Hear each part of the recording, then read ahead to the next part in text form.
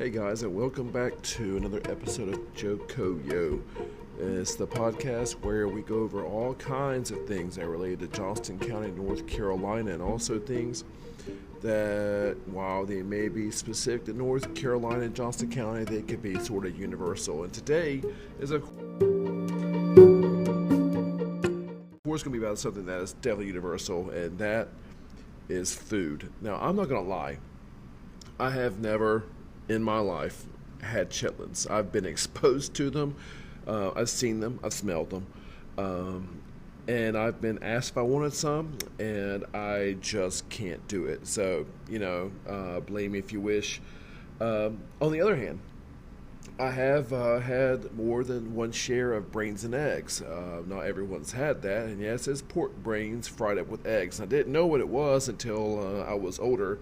Asked my grandmother what it was, and she said brains, and so I said, why would I eat that? She said, it's going to make you smart. I don't really think I got any smarter.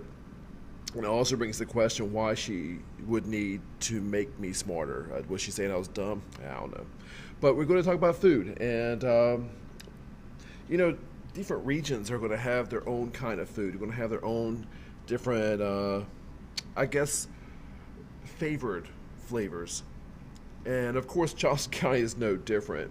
So if you are from Johnston County and you've lived here your whole life, I have, I wonder how many times you had to explain your love of red hot dogs to someone from outside. I have a friend from Massachusetts, another one from Vermont, and the idea of a red hot dog, something about the red just makes them think it's disgusting. And you ask, I've asked them in the past, what's so bad about it? And they really can't give a real reason other than it's red. Is red supposed to look like something else? Is it supposed to be bloody? I don't know. But it's not even really a Johnston County thing. Although to some people in the Midwest as well, on the West Coast, red hot dog is gross. Well, I don't know if you know this or not, but red hot dogs are not really ubiquitous. Red hot dogs are not just Johnston County or North Carolina. You can get red hot dogs, although they're not from two of our county brands of Carolina Packers, Brightleaf or Stevens. But you can get red hot dogs in New York City. You can get them in Baltimore. You can get them in D.C. You can get red hot dogs. In fact, it wasn't even in Johnston County where we find the whole red hot dog phenomenon emerge. It is in the minority these days, granted, but it has a pretty deep history. In fact, according to a lot of interviews that I've seen and a few reports on this, apparently red hot dogs are apparently pretty old, and vendors way back in the 1800s used to dye their hot dog casings red and other ones different variations of red so that they could differentiate older batches from newer ones. And this is before the days of chemical preservation, before you can just put some sodium benzoate on it. Some of the vendors would dye them to designate which day they made the hot dogs on. So it's nothing about anything. And really, the red, those of you that are not fans, the red is just food coloring. And that's all it is. It's just food coloring. And we do see the red hot dogs as a coastal, eastern coast phenomenon. Like I said, you can find it in New York City, Baltimore, but it has a really, really old history, and it's not just Johnston County specific. It does seem to be coastal, though. Now that that's established. Now, if you're not a fan of the red hot dog, that's your business, but if you're a fan of the hot dog in general, there are other things that need to be considered. So you can determine where you're from based on what you call the hot dog. Like, for example, if you call it a frankfurter or frank, then that's going to probably denote a bit of German ancestry, because I don't know if you know, and it should be kind of obvious, but in case it's not, a frankfurter, being a kind of a sausage, it comes from a particular variety of sausage that used to be made in butcher shops in Frankfurt, Germany. So there's that. In case you didn't know, try this one. Um, do you call it a wiener? Some people call them wieners. They even have wiener dogs that's supposed to look like hot dogs, but you call them wiener? Okay. Wiener spelled the way it does. Actually, if you pronounce it in German, the W takes the V sound. Therefore, it's a Wiener, which sounds like Vienna because that's where the whole word Wiener comes from Vienna, Austria. Vienna in German is spelled Wien. Wien. Therefore, a sausage from Wien is a Wiener. And then, of course, if you bring it over here to America, the V sound is actually a W. Therefore, it's a wiener. And so, a wiener is called such much for the same reason of where it came from. So, depending on what you call it. Hey, and just in case you're one of those people that call them wursts, like a bratwurst, where I mean, you may know, Wurst comes from Wurst, which is German for sausage. So a bratwurst is a brat sausage, but no, it's not made from brats. But hey, look, how about this? Why a hot dog? Why is it called a hot dog? I mean, I get why it's hot. It's being cooked, it's steamed. Well, okay. The origin of these sausages is Germany, and in German-speaking areas. And it just so happens that these small sausages were pretty cheap and easy to cook. These street sausages cooked in these cities in Central Europe, Germany, Austria, and so forth were really so cheap compared to other foods that sausage makers began to be accused of using dog meat to cut down in costs. So, I mean, whether or not it was actually dog, it's possible because dog was still being eaten in Germany all the way into the early 20th century. In fact, Thomas Edison, you know, the guy with the light bulb, he even made a movie in 1904 called Dog Factory, making fun of what could be inside of a hot dog. Again, trying to suggest that there's actually dog inside the hot dog. Again, it's possible, but the reason why they're called hot dogs, people will walk by and say, hey, why is that so cheap? It must be dog meat, ha ha ha, walk away, or more likely buy one and eat it. Now, so now we've got that set up, why it's called a hot dog. But we also know why the hot dogs are red. But what's it got to do with Johnston? Well, lots of people in Johnston County have a story of their favorite place to go eat. Hot dogs.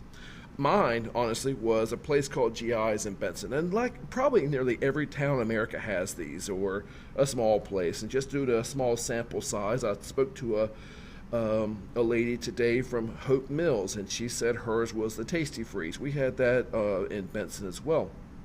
And there are other places that you see different hot dog joints that seems to be their favorite. But when I was growing up, GI's made the best hot dogs and hamburgers. In fact, today in Smithfield, you probably have been there, Crickets. It's really, y'all, it is such an architectural oddity. You walk up to a single wide trailer in town, and they get them hot, fresh, and they're good.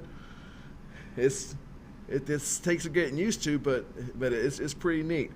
And there's also Thornton's for those 4 Oaks guys, where you can get your hot dog, and it's just so good. Their hamburgers are also good. I think it's now called the Old Time Barbecue. But you also have nearby, you have Sherry's Bakery in Dunn, and Norris's Custard in Dunn. That's over the Harnett County line. You got George's Grill in Goldsboro over in Wayne County, all using red hot dogs. They're all using the red hot dogs, much probably to the consternation of outsiders coming in saying, ooh, they like their hot dogs brown. Now, the hot dogs, of course, are pork and beef, or pork or beef, or turkey, and which they've branched out to. But they all really serve the red hot dogs, and in this area, it usually ends up being Brightleaf for Stevens. Brightleaf being a version of the Carolina Packers. So, it's not just hot dogs, obviously. And again, if you've ever been outside of this area, hopefully you have, and seen the world. If you've ever been outside North Carolina, we also had another regional thing. In fact, if I could name one thing that besides the red hot dogs that outsiders tend to talk about, I bet you your mind might go to barbecue. Because honestly, people in North Carolina get pretty upset about the barbecue, and outsiders, one of the biggest things they have the biggest trouble with is North Carolina barbecue. I mean, like, really, honestly. Have you ever been eating like the original Eastern North Carolina barbecue and been told, ooh? I mean, I have. But then you go over to the western part and you see some tomato-based barbecue, and you might still get ooh, but you might not. Well, see, barbecue is also sort of regional, and it's also dependent on location, and it's also dependent on local or cheap ingredients. Now, some people are going to be upset about it, but I mean, history is history and facts are facts. And as far as all the research is concerned and what has been done, the first barbecue, as we can recognize it as barbecue, where you have the pork shredded and whatnot, in the United States, because, you know, pigs are not native to the United States, they seem to have come from the Caribbean region along with the slave trade. Now, why pigs and not, say, oh, I don't know, chickens or sheep or goats? Well, input of effort to keeping pigs and raising pigs and growing them to a edible, I guess, size, and input of effort to output, pigs just yield more food than other common animals. So they're self-sustaining. They reproduce like ridiculous amounts. So honestly, in just economic output, economic terms, pigs are pretty cheap. Yeah, I mean, there's some investment, but you're not getting the same food out of anything else as what you get with a pig, which is one of the reasons, you know, poor people might like them.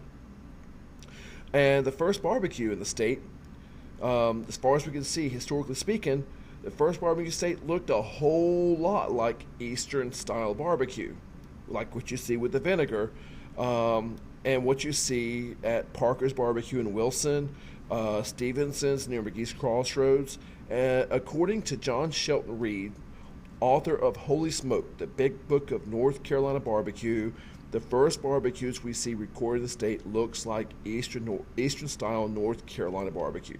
And one of the reasons why it says such is because it looks as if the barbecue from the Caribbean is flavored with lemon, but lemons don't grow in North Carolina, so they had to replace it with something else that was cheap, which was vinegar. So, you know, that makes me think. We had a friend from Denmark stay with us a few years back, and it's kind of neat to compare the cuisine. One evening, we told him that we were going to have sausage for breakfast in the morning, and he seemed very pleased with the idea. So next morning, I opened the pack of nieces. He hadn't come in the kitchen, and I began to cook it. And of course, the smell starts to waft throughout the house. And then Frederick came into the kitchen, our Danish friend, and said that it smelled really good. He walked to the stove, looked at the pan at the cooking sausage, and then he looked absolutely horrified. He says, "What is that? Sausage? Oh, that's sausage? It's out. What do you mean it's out? It's out of its case. Okay, is that okay?" And there was a long pause. And then all he could say is, "Yes, quite unusual." So just the fact that the stuff that's inside the case is outside the case is enough to make a person's stomach turn if they're not used to it.